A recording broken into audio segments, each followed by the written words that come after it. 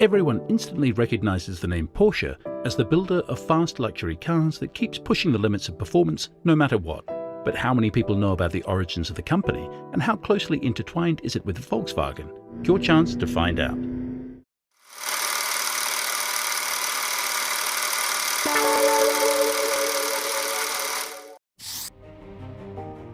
Dr. Ferdinand Porsche, a design engineer, was born in Muffersdorf as the third of 5 children. The settlement is known as Bratislava, which has been part of Czechia following the transfer of sovereignty after World War I. His father, Anton Porsche, was a humble proprietor of a humble plumbing workshop where he was born on September 3, 1875. Ferdinand was expected, as was customary in German-Austrian society, to take over the family business with his brothers, but he had other interests. He was already experimenting with electricity at the age of 14, which was all the rage during the latter part of the 19th century. His father, on the other hand, was not impressed and did not approve. On the contrary, he tried for a long time to stop his son from engaging in such nonsense.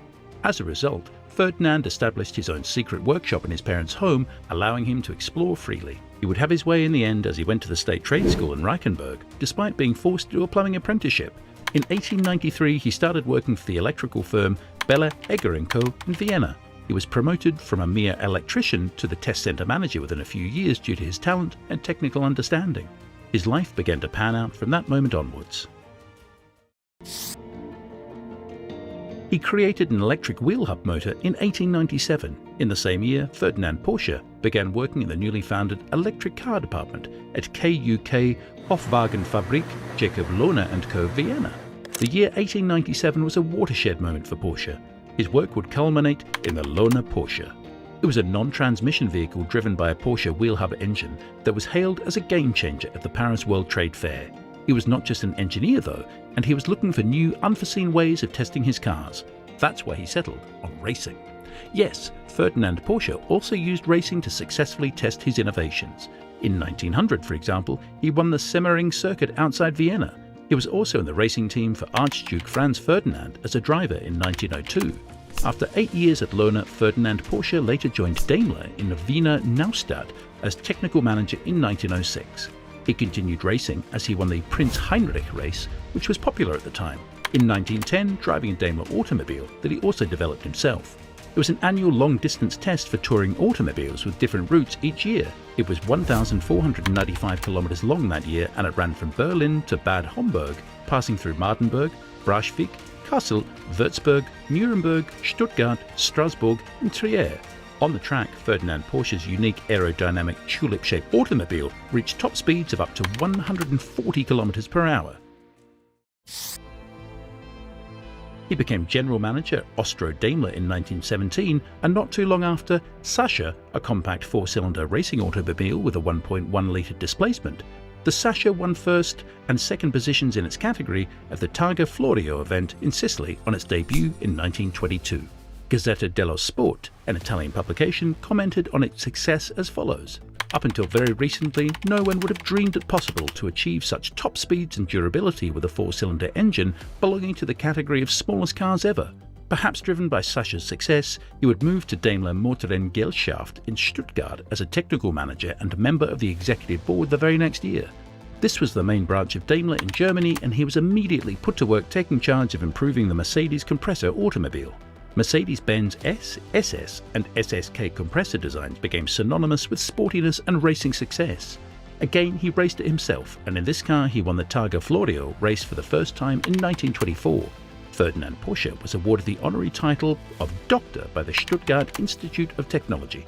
After a brief start at Steyerwerk AG, the famed firearms maker, he finally started his own enterprise in 1931.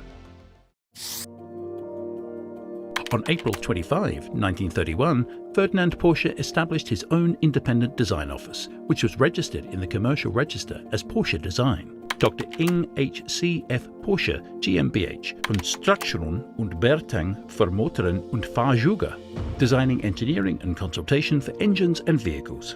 The torsion bar suspension was patented on August 10, 1931, which according to a well-known expert journalist would have been enough to immortalize the Porsche name in the car industry. Auto Union later commissioned Porsche to construct a 16-cylinder compressor Grand Prix racing car for the new 750 kilo rules in 1932. The Auto Union Porsche won 32 of the 64 races, with drivers like Hans Stuck and Bernd Rosemeyer setting numerous world records. Soon after this, he looked back at Sascha and thought about a small car for everyday use. He intended to design a high-quality car that could be used on a daily basis and wasn't merely a smaller version of existing saloons.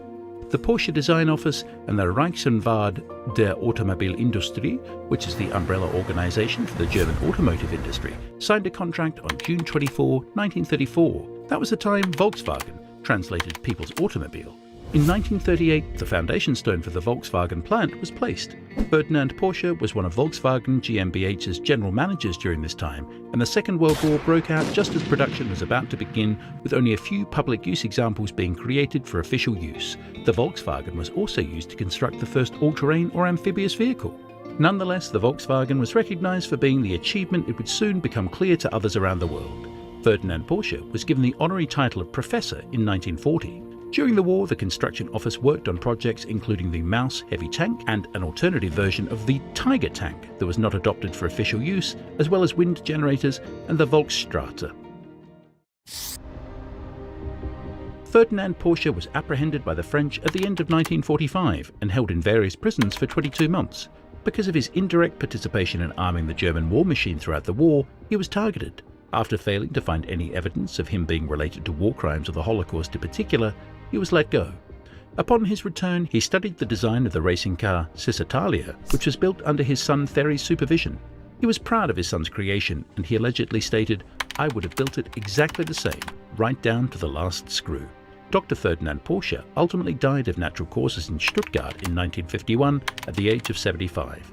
It may be a surprise to some to know that Porsche as we know it was established after his death, but that's how it went. It was Ferry Porsche that built the first Porsche-branded car along with his sister Louise Piech, who married Anton Piech, a top Volkswagen executive. This car was the famous Porsche 356. In Gmünd, Austria, the earliest models of what would become the 356 were made in a small sawmill. The prototype car was displayed to German auto dealers, and when pre-orders reached a certain level, the reformed Porsche Konstruktion Gesammel began manufacturing with an aluminium body. The 356 is widely regarded as the first Porsche because it was the company's first model to be sold. Because parts were in short supply in post-war Germany, the 356 car utilized pieces from the Volkswagen Beetle, notably the engine case from the internal combustion engine, transmission, and various suspension components. While in production, the 356, however, went through multiple evolutionary stages, A, B, and C, with most Volkswagen-sourced parts being replaced with Porsche-made parts. Nonetheless, it was deemed a modest success. In 1964, the firm debuted the Porsche 911, a name that would immortalize Porsche as the purveyor of excellence in pure driving performance. Following a degree of decent success in motor racing, with several models including the 550 Spider, which would also find fame as James Dean's car. It was another rear-engined, air-cooled sports automobile similar to the 356, but with a 6-cylinder Boxer engine. Ferdinand Alexander Porsche, Ferry Porsche's eldest son, led the team that designed the body shell.